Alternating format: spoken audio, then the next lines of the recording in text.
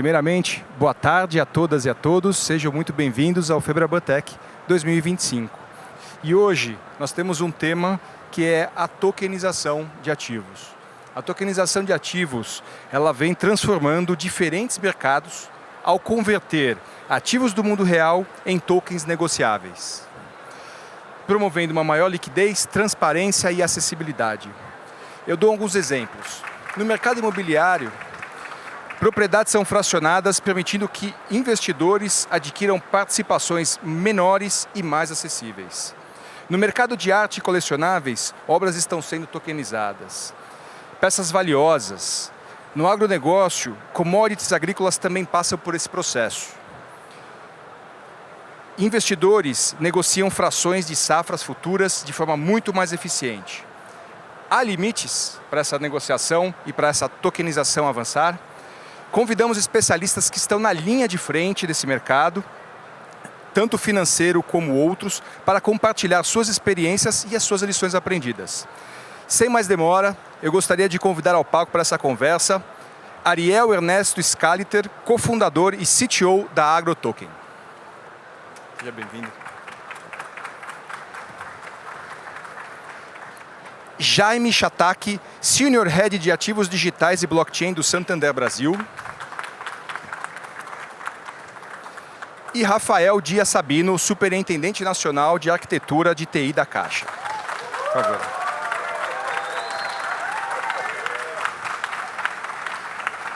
Torcida em peso, hein? Mas antes de começar, eu queria pedir desculpas, porque nós tínhamos mais uma convidada, a Daniela Barbosa, que acabou tendo uma dificuldade devido a um voo e não pôde estar aqui com a gente, então por isso seguiremos somente nós quatro. Mas vamos lá, para começar aqui, muito obrigado pela presença de vocês. Eu gostaria de começar com uma pergunta para o grupo de forma geral, tá? E que são sobre as oportunidades abertas para a tokenização. Na visão de vocês, qual é o principal valor que ela entrega para os mercados que hoje já estão a adotando? Tá? Jaime, vou começar com você. Como os ativos digitais impactam o mercado bancário? Ivo, é muito interessante a sua pergunta, até porque em edições anteriores eu tive aqui falando que a gente precisava sujar a mão de graxa para poder testar isso efetivamente e praticar e aprender com esse exercício, né? E eu estou muito feliz em compartilhar contigo que no Santander, nos últimos 2 anos, a gente fez isso bastante. Posso também comentar de maneira concreta o caso recente, que foi noticiado na imprensa, de tokenização e blockchain aplicada ao mercado de consórcio, que quem não está familiarizado, em 2024 movimentou aí quase aproximadamente 380 bilhões de reais, impactou 11 milhões de pessoas. E a gente resolveu desenvolver uma solução em parceria com a Núclea, né, onde a gente permite para o nosso cliente do consórcio, imagina que, por exemplo, assumiu um contrato de 36 vezes e no meio do caminho decidiu vender essa posição de contrato, hoje ele não tem um mercado estruturado, organizado, líquido para poder fazer essa oferta e a gente resolveu desenvolver essa solução em parceria com a Núclea, alavancando a tecnologia blockchain e o processo de tokenização. E eu posso dizer assim de forma muito concreta que a gente conseguiu comprovar valor em 3 elementos especificamente, né? Primeiro, a transparência, porque tanto Santander quanto Núclea têm acesso às informações através de uma só fonte da verdade, sem precisar se preocupar com conciliação da mesma informação em diferentes bases de dados. Tem um segundo valor que é o de imutabilidade, ou seja, o registro está lá e nem Núclea, nem Santander, nem nenhum investidor conseguiria alterar os dados que estão ali. E um terceiro elemento também super importante que conseguiu comprovar, que é a consequência desses outros 2, que é a rastreabilidade. Porque se é transparente e é imutável, né, não importa se daqui a 1 ano, daqui a 5 anos, daqui a 10 anos alguém quiser rastrear os eventos que aconteceram ali, naquele processo de leilão da venda do consórcio, isso também é muito fácil de ser feito. De maneira muito conveniente, o nosso cliente de consórcio agora passa a ter acesso ao mercado secundário organizado, estruturado, alavancando a tecnologia blockchain. Então, são 3 valores que eu daria de exemplo aqui para começar a nossa conversa. Feito, excelente, Jaime.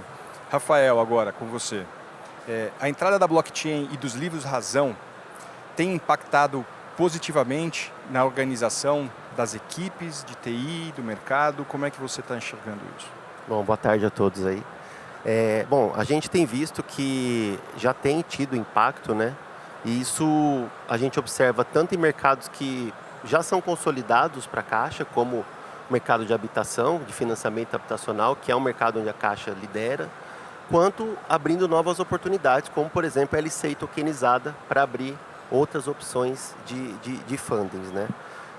Nesse contexto, a gente tem feito testes, né, com a tecnologia, tanto dentro do contexto do Drex, dentro das fases do Drex, quanto fora, por meio de outras parcerias, e a gente tem tido sucesso, né, nesses testes. O que a gente, sobre a questão das equipes, né, a organização das equipes, o que a gente observa é que tanto TI quanto negócio observaram e entenderam o quanto pode ser disruptivo, né, o uso da tecnologia para os mercados que já são existentes, né? Então isso tem feito com que novos arranjos assim de parcerias estejam sendo criados. Dentro do consórcio, né, dentro do Drex, a gente trabalha com o consórcio, né, Caixa, Microsoft e Elo. Porém, a gente tem feito para projetos de tokenização outras parcerias. Então, nós tivemos recentemente a chamada de startups para carteira de ativos digitais, né? E tivemos também agora, divulgado recentemente, parceria com a GoLedger para incubar projetos de blockchain, de tokenização dentro da empresa. Então, esse movimento é um movimento que a gente observa que, assim como a Caixa, outros players do mercado têm feito e mostra que o mercado está maduro para estabelecer esse tipo de tecnologia com instituições bancárias maiores, assim. Perfeito. Agora eu queria transcender um pouquinho o setor financeiro e perguntar para o Ariel aqui. Ariel, a tokenização, ela aumenta a riqueza e a liquidez dos setores que adotam?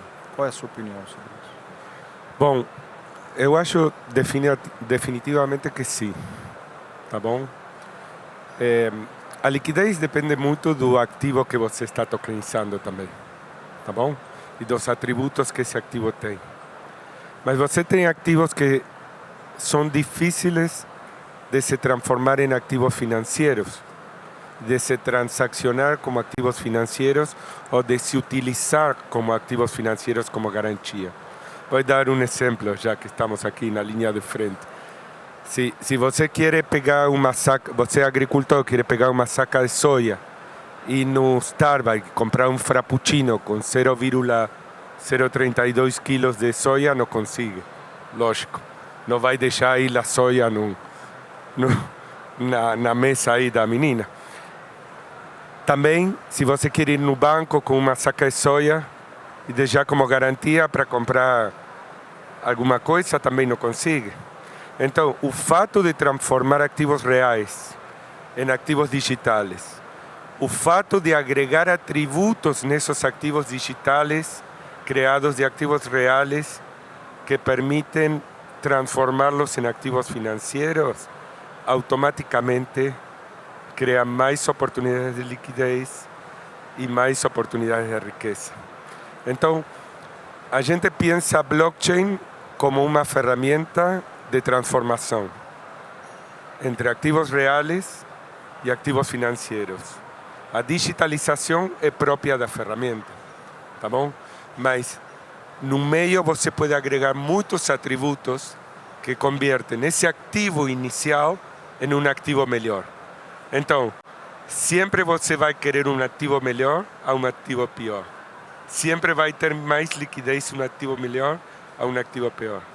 Então, conceitualmente, se você tokeniza ativos reais, finalmente sempre consigue mais liquidez e mais riqueza. Muito bem. Enfim, a gente vê que realmente a tokenização então traz transparência, liquidez, segurança, uma série de benefícios, redução de custo, enfim. Mas temos desafios para colocar a tokenização de ativos no ar, né? E eu queria que a gente começasse aqui a tocar um pouquinho de quais são esses desafios, né, que a gente precisa endereçar para continuar avançando nessa jornada. Tá? Então, na opinião de vocês aqui, quais são os marcos regulatórios que vocês entendem que precisam evoluir, padrões técnicos, né, ou práticas de mercado que precisam ser definidas para consolidar esse ecossistema e a gente avançar com uma velocidade maior. Tá? E aqui eu vou começar com o Ariel. Então, Ariel, por favor. Em nosso caso, eu acho que os ativos que nós trabalhamos, os commodities, os recursos naturais, a terra, o etanol, eles já têm muita regulação em cima. Então, o que nós temos que fazer é representar corretamente esses ativos no mundo digital e permitir que se cumplam essas regulações do mesmo jeito que se cumprem no mundo real. Não precisamos novas regulações para ativos regulados. Não são ativos novos, são novas representações de um ativo. Então, eu acho que esse é o segredo da tokenização de ativos reais, representar que a transferência da propriedade acontece simultaneamente no mundo real e no mundo virtual ou digital. Então, para isso acontecer, tem que cumprir com as normas do mundo real.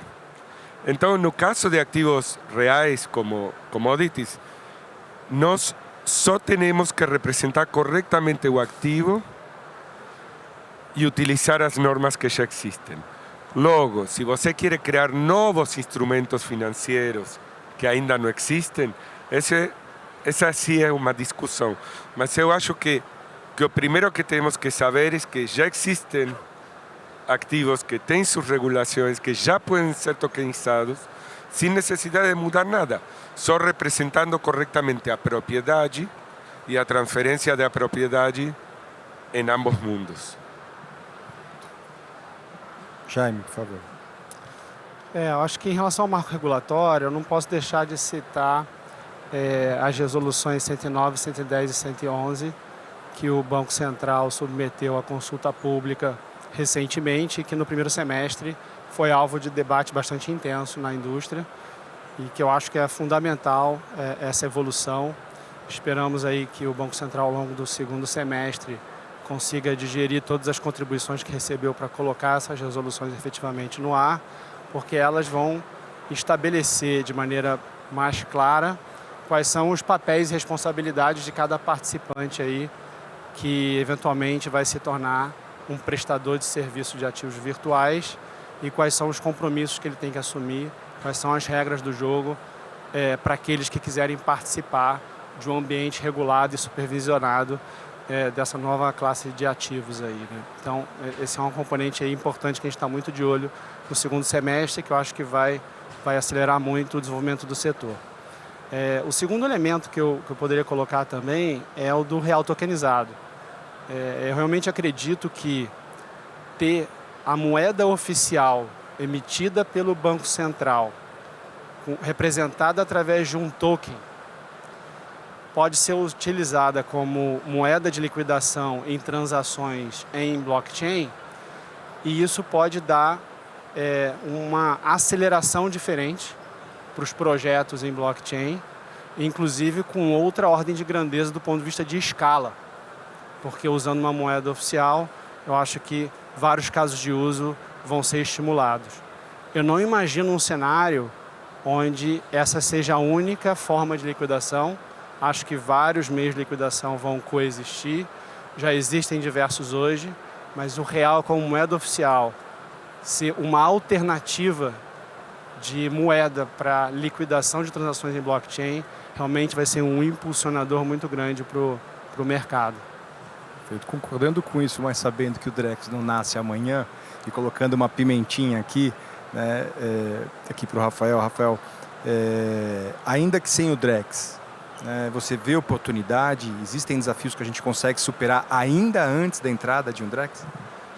Eu acho que assim, para a gente conseguir superar esses desafios, né, é fundamental que a gente esteja envolvendo todos os atores que hoje existem nos processos já vigentes, para que a gente consiga construir os processos tokenizados à luz da regulação que a gente tem atual, né? Por exemplo, a Caixa ela trabalha hoje dentro do GAT13, o grupo de trabalho que é relacionado a transações imobiliárias, e dentro desse grupo de trabalho nós trouxemos o ONR, que é o Operador Nacional de Registros, que atende quase a totalidade dos cartórios, para que justamente ele participe da construção do case de transações imobiliárias lá dentro. Então, com isso, você dá a segurança de trabalhar dentro do marco civil de propriedade de imóveis, sem necessariamente você ferir essa regulação e atendendo essa modernização, essa tokenização dos ativos, né? Então, esse envolvimento que a gente está fazendo com os atores, né, e aí a gente pode expandir isso para outros atores envolvidos no processo de uma típica transação imobiliária, faz parte justamente do case da Caixa, né, que esse mês de maio teve um marco importante que a gente realizou pela primeira vez a transferência de um imóvel, né, de um financiamento de interveniente quitante entre Banco do Brasil e Caixa, já no ambiente do Drex. Então, já foi o primeiro passo, já resultado desse grupo de trabalho que a Caixa tem realizado. Então, isso dentro do piloto da fase 2 do Banco Central, dentro da fase 2, dentro do piloto da fase 2. Então, assim, essa revolução que está aparecendo dentro do mercado, né, de financiamento imobiliário, esses desdobramentos podem ser vários, né? Você pode criar um mercado novo todo de liquidez, você pode ter outras formas de tokenizar os imóveis. Então, e isso é tão relevante que, assim, a gente recentemente teve uma publicação dentro da revista Exame, um estudo da Deloitte, onde ela estima que até 2035 o impacto da tokenização dentro do mercado imobiliário pode chegar a 4 trilhões de dólares. Então, é muita coisa e é um mercado que, além de crescer da forma como ele é hoje, vão criar novas oportunidades para vários atores que estão hoje envolvidos nesse mercado. Perfeito. Mais algum comentário em relação aos desafios aqui, alguma oportunidade? Porque senão, então, eu queria caminhar aqui para um terceiro bloco. A gente falou, então, né, quais são os benefícios que traz a tokenização de ativos, a gente falou um pouquinho dos desafios, agora olhando um pouquinho para dentro, né, das casas, dentro da cozinha, né? E aí, olhando dentro da cozinha, a gente sabe que, principalmente os bancos tradicionais, tem todo o contexto dos seus sistemas legados, né? E aí, do ponto de vista, né, da arquitetura, de tecnologia e toda a integração de sistemas legados, vocês acreditam que isso traz um desafio adicional ou a tokenização de ativos e a implementação de tecnologias blockchain ela pode ser, inclusive, algo a superar esse tipo de desafio, tá? Então, com isso eu queria abrir aqui com vocês e agora eu queria começar com o Jaime, por favor. Ivo, desafio gigante, né? Você sabe, por exemplo, no caso do Santander Brasil, consequência de dezenas de aquisições. Você imagina a diversidade de sistemas legados que a gente acumulou ao longo dos anos. E acho que o primeiro ponto é assim, existem sistemas legados e sistemas legados, né? Felizmente, aí, privilégio no Santander, a gente tem investimentos muito consistentes e numa ordem de grandeza muito grande para estar sempre buscando modernizar o nosso parque tecnológico. Quem tiver curiosidade aí, digitar em ferramenta de pesquisa Gravity Santander, vocês vão ver o tamanho da nossa ambição, desenvolvendo tecnologia bancária proprietária para funcionamento 100% em nuvem, né? Mas ainda assim, mesmo estando num nível de tecnologia bastante avançado, assumindo que os casos de uso inevitavelmente vão implicar em dados migrando de sistemas tradicionais para sistemas em tecnologia blockchain, ida e volta, né? Esse desafio de comunicação é muito, muito complexo. E no Santander, como é que a gente endereçou isso, inclusive alavancando o caso de uso que eu comentei no início, né? Primeiro, a gente desenhou uma arquitetura modular, alavancando APIs para facilitar a comunicação, e também desenvolvemos, né, ferramentas para desacoplar o sistema legado sem comprometer governança de dados, gestão de acessos, segurança, que são elementos aí inegociáveis numa empresa de finanças tradicionais como a nossa, né? E com isso a gente conseguiu executar de forma muito bem sucedida, porque a gente tem que fazer isso sem comprometer atributos como velocidade disponibilidade 24/7, que são atributos que se espera de qualquer aplicação de tecnologia blockchain. Então, é muito complexo, mas é possível. Perfeito. Rafael. Bom, acho que assim, os desafios que a Caixa enfrenta como banco público, eles são semelhantes ao que o Santander e que os outros bancos enfrentam, né? São agravados pelo fato de nós não termos a flexibilidade de buscar profissionais do mercado com especialização na área para poder inserir no corpo técnico e poder atuar com esses projetos, né? Com relação à parte de arquitetura e tecnologia, essas integrações com sistemas legados, o que a gente tenta fazer é adotar facilitadores, aceleradores, como, por exemplo, o acelerador que a Hyperledger tem, né? Que é o Firefly, que é um acelerador que consegue simplificar a conexão das APIs do mundo do Web 2 com o Web 3. Então, esse é um acelerador que a gente traz para dentro de casa e que ajuda a suprir um pouco esse gap, né? E aí, assim, em relação às oportunidades, né, eu até trouxe o case aqui, que acho que está projetando aqui o PowerPoint, que é para falar um pouco sobre como as oportunidades são possíveis de ser trabalhadas. Acho que está projetando aqui, está projetando? Não? Não está projetando. Pedi para projetar aqui. Se puderem projetar para a gente aqui. Estou vendo ali, ó. Aqui está aparecendo. Então, assim, eu até vou fazer a provocação do painel anterior, né, que a gente ouviu que o modelo, o meio de pagamento do Brasil está bem estabelecido. Esse caso aqui mostra que não é bem verdade isso, tá? O que acontece? Aqui a gente traz um exemplo que foi vivido na prática aqui, onde a gente pôde realmente levar para a ponta, né, acho que é o tópico aqui do painel, uma solução tokenizada para resolver um problema da população. Aqui a gente tentou resumir num quadro uma saga aqui de 12 horas de viagem, onde a gente foi para o interior, assim, para o sul da ilha de Marajó, tentar resolver um problema prático da região amazônica. Qual é o problema lá? Você não tem viabilidade de levar numerário. Levar numerário é muito caro para a região. Baixa cobertura de internet, você tem 50% aproximadamente de cobertura de internet na região. E o transporte fluvial é muito caro. Então, as pessoas, para receber esse dinheiro, precisam se deslocar por horas e gastar mais de 1/3 do valor que elas deveriam receber. Então, o que isso acarreta? O dinheiro que entra na cidade por meio de políticas sociais, ele não quebra o ciclo da pobreza. O IDH da cidade não sobe, as pessoas não saem daquele ciclo porque o dinheiro não circula lá, não estimula comércio, não estimula adquirência, não estimula sequer serviços bancários. Então, o que a gente fez foi levar, com o nosso parceiro, né, do consórcio, L e Microsoft, levar uma solução onde a gente pôde colocar numa carteira tokenizada, sustentada por blockchain, o benefício do beneficiário, transferir esse benefício para um cartão e, de forma offline, ele também realizar a compra no estabelecimento. Ou seja, tanto a ponta vendedora quanto a ponta compradora estavam offline no momento da transação.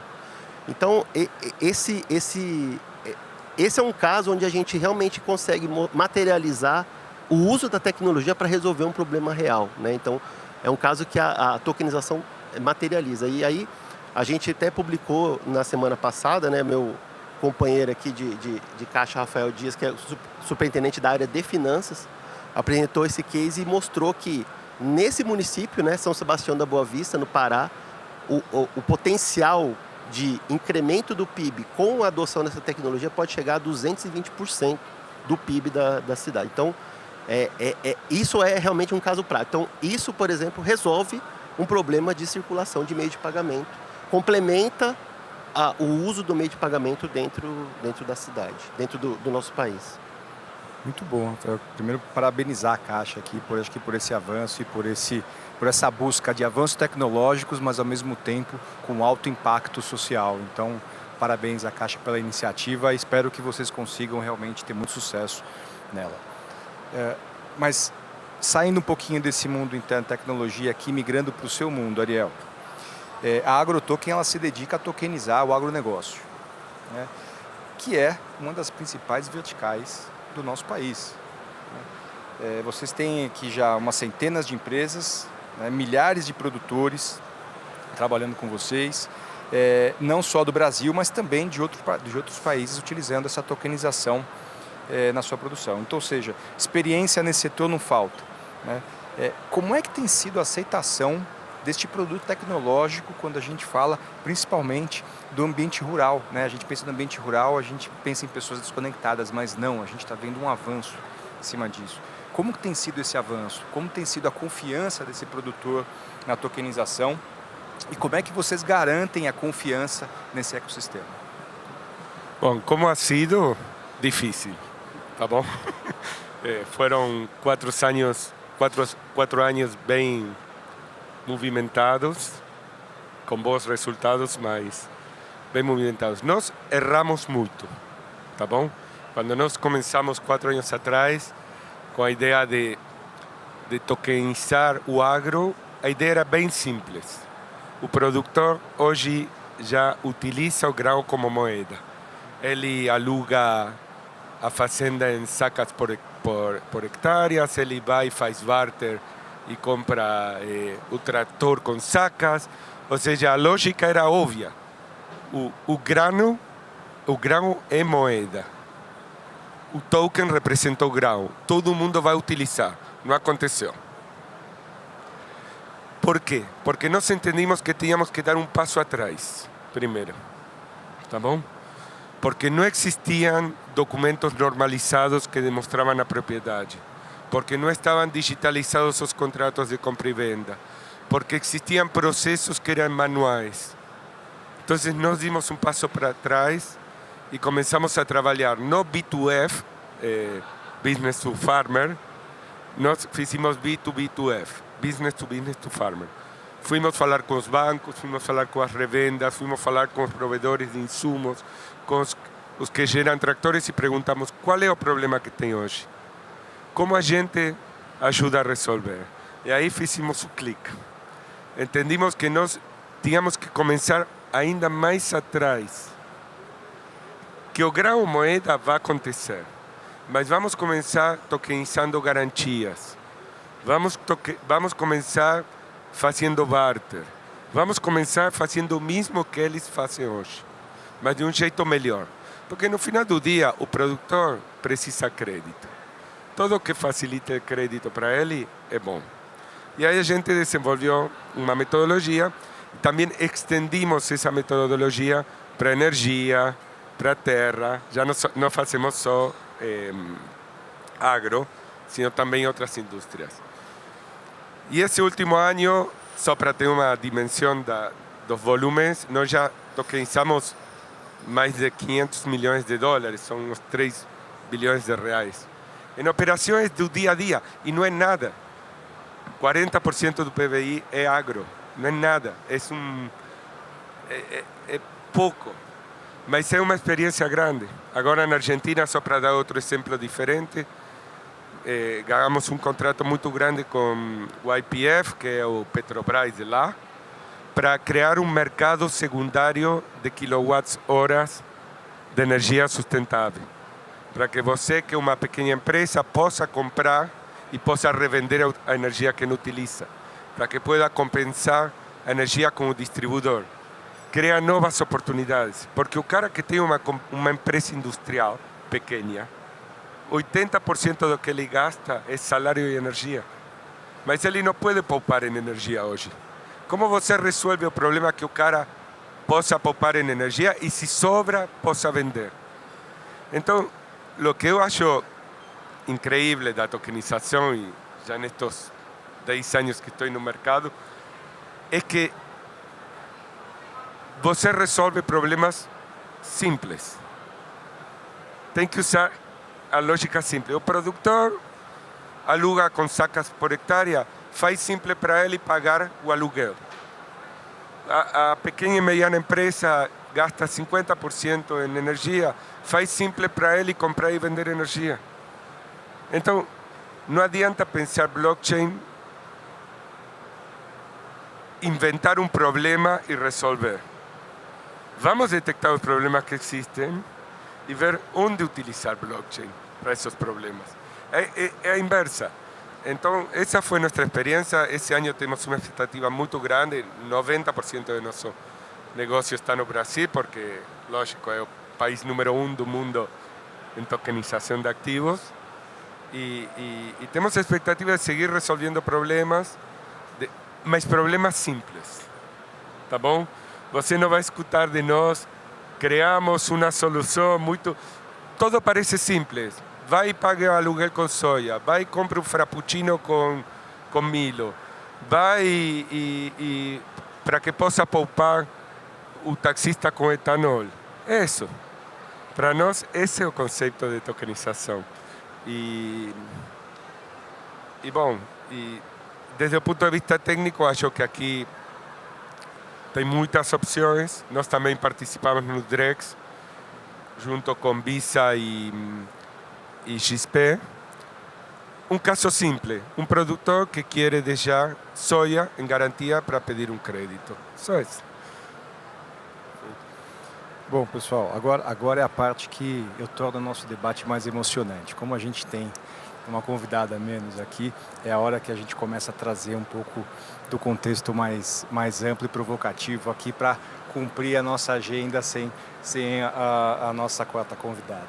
Mas eu queria pegar o gancho exatamente do que você trouxe. Tá? Você trouxe algumas questões que eu acho que são, para mim, na minha visão pessoal, um dos principais ganhos também da tokenização, que é o fato de você conseguir fazer com que a oferta alcance demanda de forma pulverizada. Então você traz um encontro maior entre oferta e demanda, porque com essa tecnologia você consegue encontrar essas necessidades, inclusive de tamanhos, né, flexíveis com a fracionalidade que você pode dar à tokenização ou ao ativo. Tá? Quando a gente olha para o que está vindo pela frente, né, e você já trouxe também a questão do Drex, né, e você já trouxe aqui um pouquinho, Jaime, o quanto o Drex pode ajudar dentro desse contexto, e eu já fiz a provocação para que você trouxesse, Rafael, um pouquinho de o que a gente pode avançar mesmo ainda sem a entrada do Drex. Né? Mas quando a gente fala deste mercado, principalmente do setor financeiro, em aproveitar a tokenização de ativos, trazendo sistemas que estão hoje fora, né? E o Rafael trouxe bem a questão, por exemplo, dos cartórios, no caso do imobiliário. Né? Quais são os tipos de parceria que a gente precisa estabelecer junto com o setor financeiro para acelerar esse processo? Os cartórios são um, né?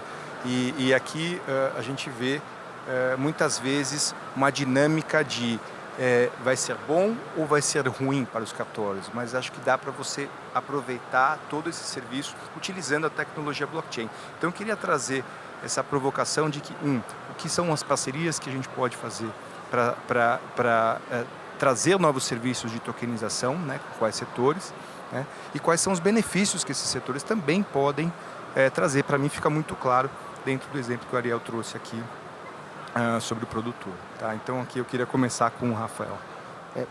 Esse caso que a gente mencionou, né, em relação aos cartórios, não necessariamente o cartório vai deixar de existir ou de atuar no processo.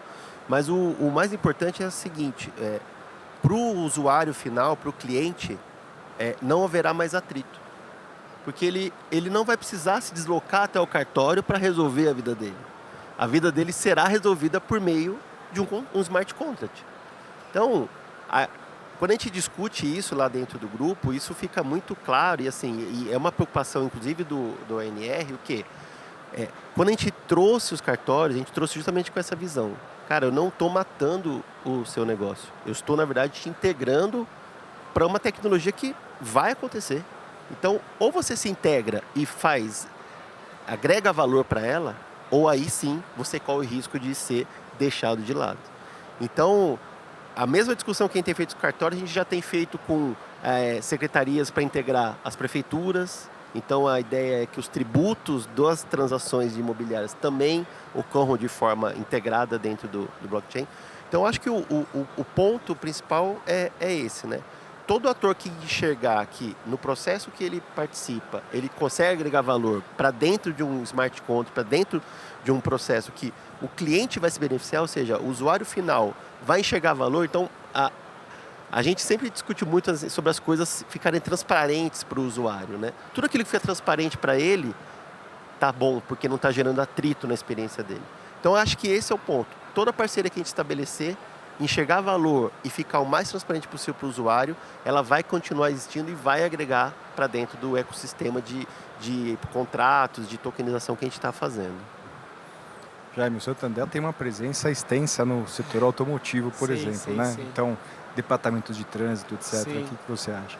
Não, esse é um bom caso, né? Assim, em geral, eu não acredito que os principais casos vão ser isoladamente on-chain, em blockchain. Inevitavelmente vai ter uma parte do processo end-to-end que vai se dar off-chain e uma parte on-chain. E as indústrias são as que são. E se a gente quiser, de forma pragmática, né, entender que existe uma transição, que existe uma evolução contínua, que não vão haver rupturas, né, é indispensável que a gente pense nas organizações tal como elas funcionam hoje. Eu acho que a gente estava acostumado a jogar dama, agora a gente está jogando xadrez. As peças precisam se transformar para jogar xadrez. Então, eu acho que é muito presunçoso de qualquer um dizer que nesse novo ambiente, tal e tal organização vai se adaptar ou não vai se adaptar. Cada organização vai escolher o seu caminho, mas todas têm a oportunidade de se reposicionar nesse novo tabuleiro. Nesse sentido, eu acho que todos têm que ser convidados. Então, se você quer pensar num caso de uso no segmento automotivo, sim, você tem que convidar todos os elementos que hoje participam da cadeia para eles se repensarem como é que eles vão jogar esse novo jogo, se interessa ou não interessa.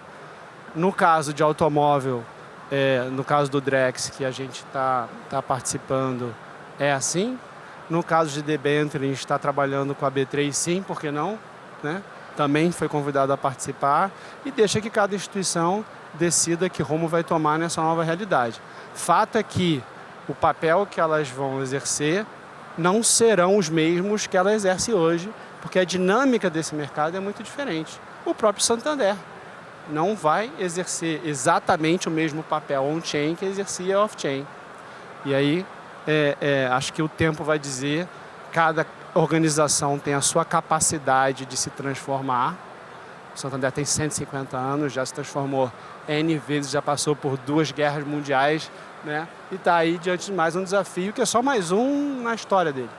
E se conseguir se transformar de novo, vai desempenhar um papel importante. É mais ou menos assim que eu penso. Muito bom. Então agora eu queria pegar o outro lado. Você viu o lado do setor financeiro.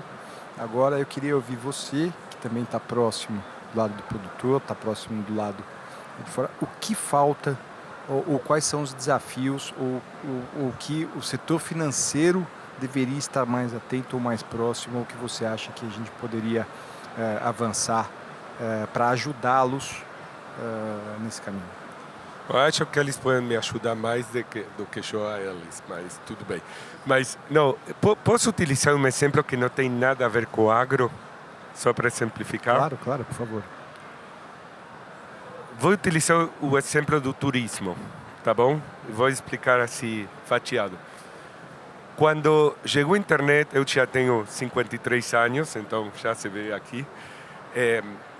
Todas as companhias de aeronáutica, todas as lojas de turismo, todos ficaram, vamos perder tudo, acabou nosso negócio, não vou vender mais um passagem. Os guias de turismo, todo mundo saiu a falar, internet vai matar a indústria de turismo, tá bom? O que aconteceu? A indústria do turismo se multiplicou por 10. Internet fez que o bolo cresça 10 vezes, cara. Não só tinha lugar para os que já existiam, sino que existia lugar para 10 vezes mais de negócios. Porque essa tecnologia viabilizou uma indústria que estava frisada. Tá bom? Tem um projeto, TravelX, é um projeto que eu sou investidor e blockchain advisor, que repensou novamente o turismo. E já vou chegar no agro. E ele falou, cara, Todos vocês aqui na sala alguma vez volaram em avião. E se você tem que trocar o ticket, é um dor de cabeça. E se você quer dar o ticket para ele, é impossível. Um dos mercados mais grandes do mundo não tem mercado secundário. Você não pode revender seu ticket. Você não pode regalar seu ticket para sua filha. É absurdo. Eu não posso comprar um ticket com mais de um ano de antecipação. Por quê? Porque os sistemas não permitem. Se eu sei que vou viajar daqui a 2 anos com minha filha a Disney, por que eu não posso poupar 0,1 ticket por mês até chegar a comprar o ticket completo? Porque não existe o ticket como ativo financeiro. Tá bom?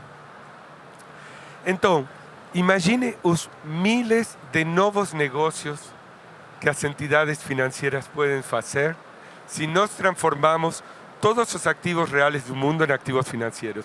Porque no final do dia, o dinheiro está no banco. Tá bom? No final do dia, os seguros são vendidos por companhias de seguro. No final do dia, eles sabem como mexer no risco dos ativos financeiros. Mas eles só trabalham com ativos financeiros. Então, eu acho que a oportunidade incrível está em entender que o bolo vai crescer. Não que você vai perder parte do bolo. Que o bolo vai ser tão grande que há lugar para todos. Porque transformar todos os ativos reais do mundo em ativos financeiros é multiplicar por 10 o mercado financeiro. Então, eu não compro essa ideia, essa batalha entre os bancos, as fintechs.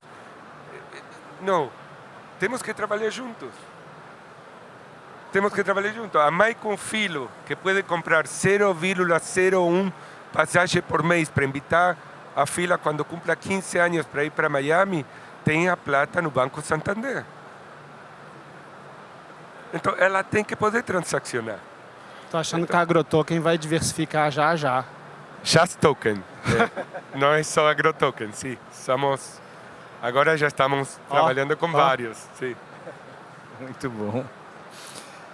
Pessoal, a gente tocou em uma série de assuntos aqui, mas eu acho que a gente não tocou um pouco na questão de segurança, privacidade, né? E quando a gente fala de Drex, a gente sabe que esse é um principal desafio, mas lá nós estamos construindo a representação da nossa moeda de forma tokenizada, né?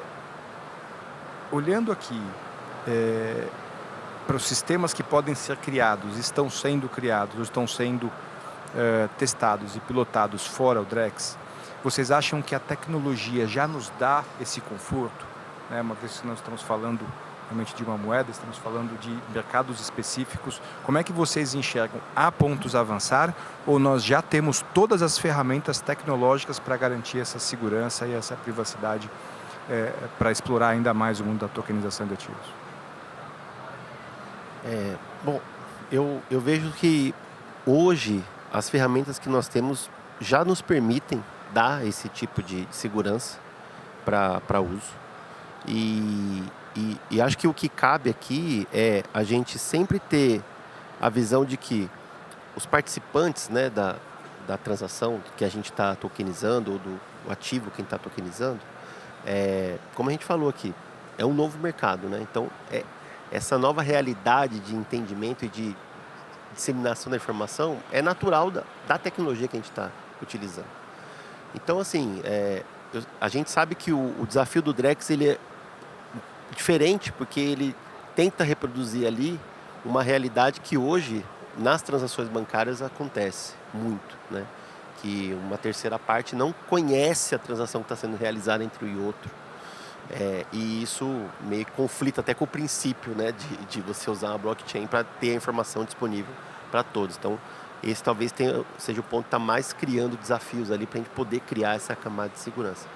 Mas eu creio que para outros produtos, né, produtos que você tem um modelo, inclusive, de compartilhamento da informação, que em muitos casos hoje já existe, tem vários produtos hoje que você já tem esse tipo de compartilhamento, Video Open Finance, por exemplo, que a gente já faz esse tipo de compartilhamento de informações dos nossos ativos, nossas informações para outros bancos. Eu acho que esse ponto ele não é tão crítico. Eu acho que a gente consegue, com as tecnologias hoje, fazer essa proteção, essa segurança da informação. E eu acho que o mais importante para o cliente final é assim, ele não quer, lógico, que a informação dele seja vazada, que aconteça um ataque, que aquilo vaze. Mas ele quer ter essa segurança, mas ao mesmo tempo isso não pode ser um empecilho que impeça ele de transacionar, de fazer ter aquele benefício da tokenização para ele. Ivo, esse tema da privacidade é complexo, né? E às vezes eu acho que a tendência é a gente simplificar muito. Então, o primeiro ponto que eu tento ter disciplina de estruturar é que privacidade não é um assunto binário. Não existe assim, tem privacidade, não tem privacidade. Existe um espectro aqui que a gente tem que aprender a navegar e a privacidade adequada varia com o caso de uso. Vamos dar um exemplo aqui fora do tema de tokenização e blockchain. Se você quer vender o seu carro, você quer privacidade em relação ao seu carro? Não, você quer publicar o seu carro para que as pessoas conheçam e comprem o seu carro. Você quer publicidade, Então, não privacidade. Você quer que aquela informação esteja disponível. Então, para cada caso de uso, a gente tem que pensar qual informação que o dono daquela informação quer dar publicidade e qual que ela quer omitir privacidade, quer dizer, garantir privacidade. Se a gente não tiver essa distinção, a gente fica numa discussão quase conceitual e religiosa sobre privacidade sim ou não, né? Eu já tenho um monte de cabelo branco, não preciso mais provar que eu sou maior de idade, né? Mas em algum momento eu tive que provar e tinha que mostrar lá. Eu queria mostrar que eu era maior de idade, né? Eu queria dar publicidade à minha idade. Então, cada caso de uso é um. No caso de tokenização de consórcio que eu comentei, a gente chegou numa equação super razoável, onde somente os dados de interesse, né, para viabilizar aquela transação estão disponíveis, sem nenhum risco a qualquer elemento jurídico, seja de lei de sigilo bancário, seja a Lei Geral de Proteção de Dados.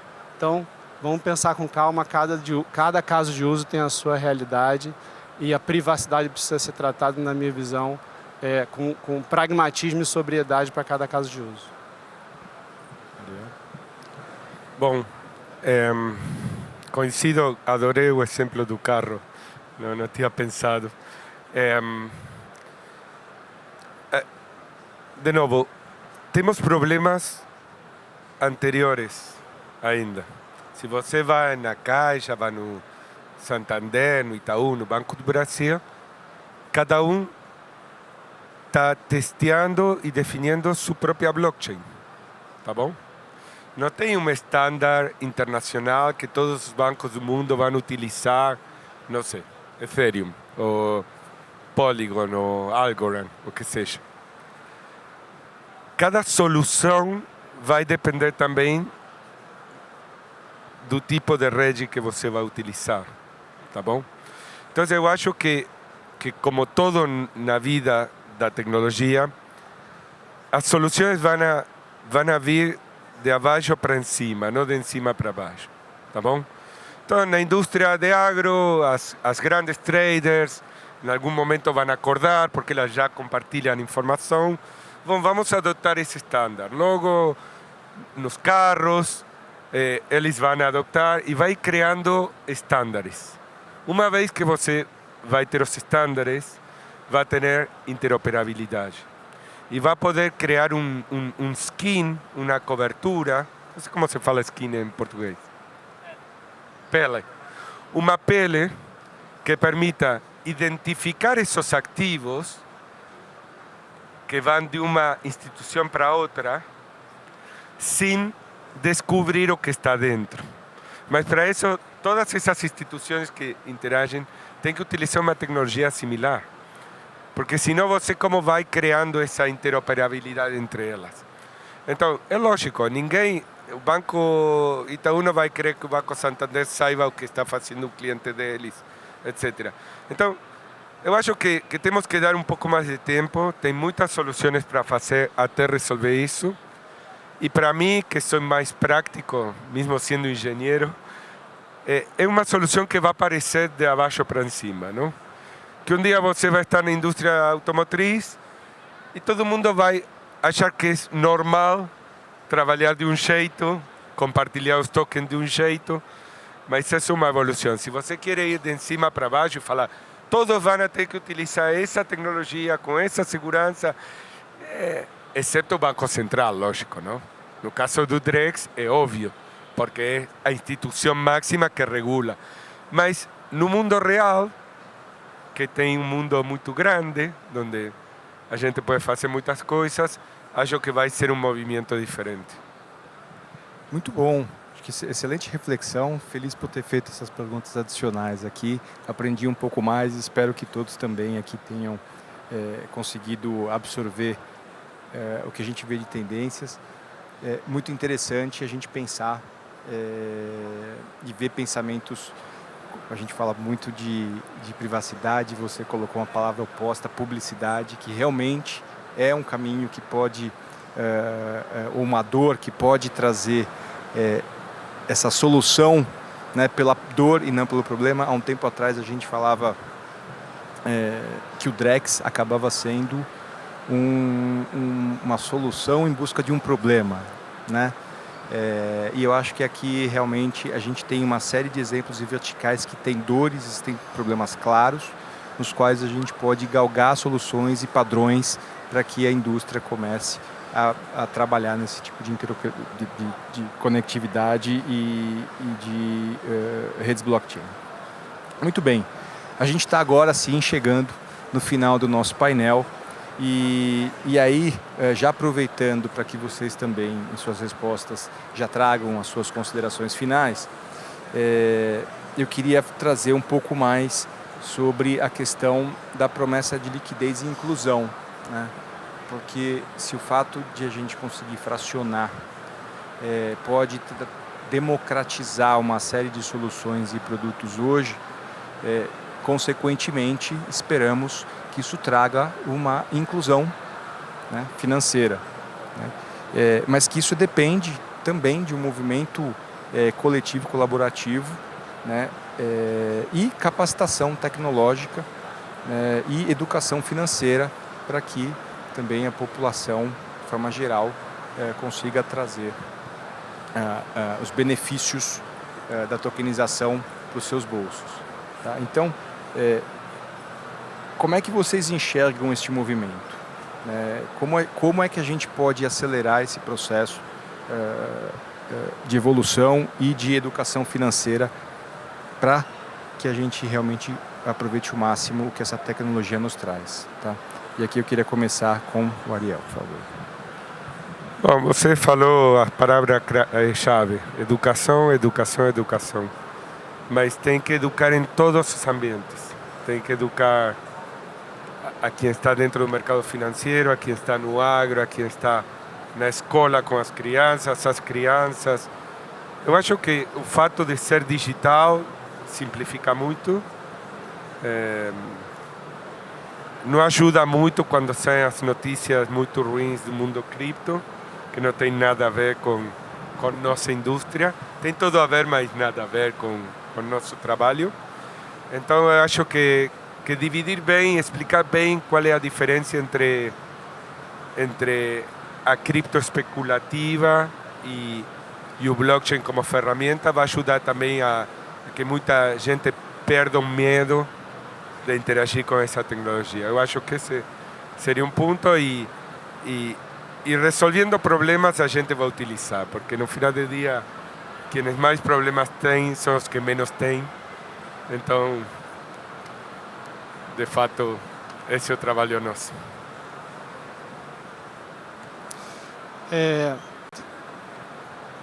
A amplitude dos casos de uso para tokenização e blockchain são quase infinitas, né?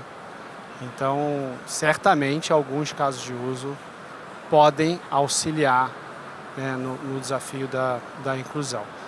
Vou dar um exemplo aqui de acesso ao mercado de capitais para empresas de pequeno porte, né? A gente sabe que é um processo hoje atual, né, que tem um dado nível de automação e manualidade, tem um dado nível de agilidade, tem um dado nível de quantidade de papéis que precisam ser exercidos para uma emissão de dívida no mercado de capitais, e isso leva a um tamanho mínimo de empresa que consegue ter acesso ao mercado de capitais. A tokenização e a tecnologia blockchain pode ajudar a simplificar o processo, reduzir custos e aumentar o acesso? Existe uma expectativa que sim. A ser ainda exercida, mas existe uma expectativa que sim, e do ponto de vista lógico parece que sim. Mas eu acho que o tema de inclusão é um desafio muito maior do que o de tokenização. Tokenização e blockchain nunca serão a condição principal e indispensável para a inclusão acontecer. A gente falou de educação, poderia falar de outros fatores aqui. Eu não faria essa associação muito direta como condição necessária, muito menos suficiente para a inclusão. Uma série de outros fatores precisam acontecer ao mesmo tempo. Considerações finais aqui também? Tá. Então, só uma provocação dos últimos 2, 3 anos trabalhando aí nessa agenda de ativos digitais e blockchain, perto de muitas empresas do mercado tradicional, eu sinto uma pergunta recorrente que é se blockchain, tokenização é realmente necessário para resolver uma dor ou endereçar um caso de uso XYZ. A minha sugestão e provocação aqui é que a gente mude um pouco o tom dessa pergunta. E aí eu vou te dizer por quê, Ivo. Se você perguntasse para o Jaime lá, formando de engenharia, Jaime, você precisa do Excel? Eu ia bater no peito e dizer que com uma HP 48G eu me virava muito bem. Mas se você me perguntasse assim, o valor agregado do Excel vale a pena? Aí eu já diria sim, com certeza, porque muitos cálculos que eu poderia fazer na calculadora, eu posso fazer no Excel de maneira muito mais rápida, muito mais precisa e com menos chance de erro. Então, acho que a pergunta que a gente deveria se provocar sempre é se o valor incremental do uso da tecnologia blockchain e tokenização versus outras tecnologias é maior do que o custo e a complexidade incremental que ela traz. Se for, vale a pena experimentar e tentar extrair valor desse benefício incremental. Muito bem, cara. Com o teu comentário da HP 48G, você não precisa mostrar cabelo branco nenhum, não. Inclusive, aqui alguns aqui digitaram no Google para ver o que é e teve gente levantando a mão perguntando o que era 48GX, qual que é a diferença para G. A minha era G+. Ah, tinha G+, que é intermediária. Muito bem. Mais Vamos fazer um debate sobre isso. Muito bem.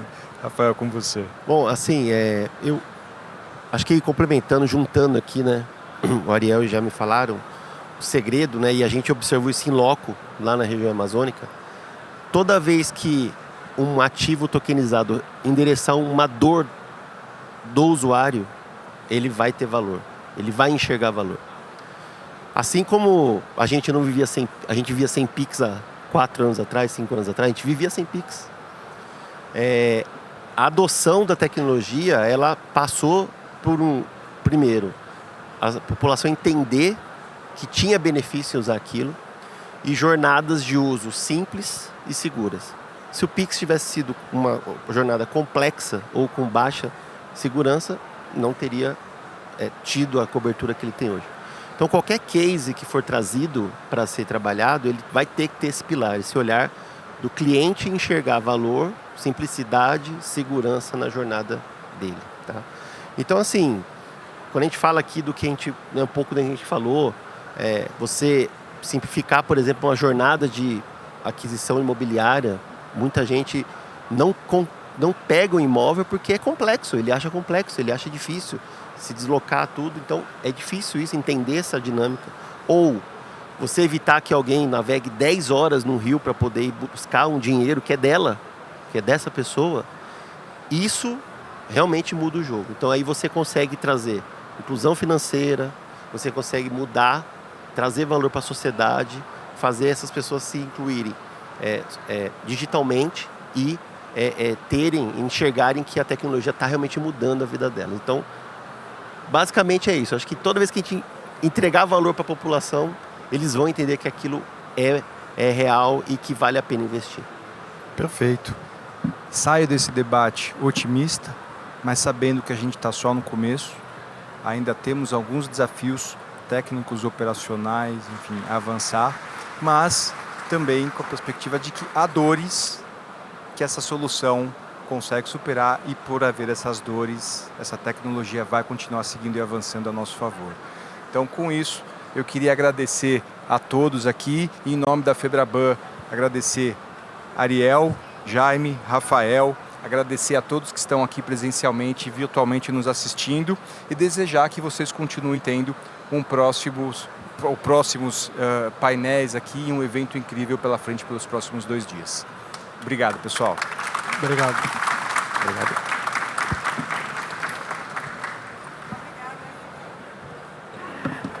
Pessoal, eu gostaria de avisar vocês para avaliarem todos os painéis que vocês assistiram aqui através do QR Code informado aqui no painel. Lembre de devolver os rádios para a organização do Congresso e fiquem ligados, os conteúdos que nós vimos aqui estarão disponíveis após a autorização na nossa plataforma. E assim encerramos o primeiro dia aqui do Auditório Cinza e teremos agora um happy hour com Frejá. Divirtam-se e até amanhã.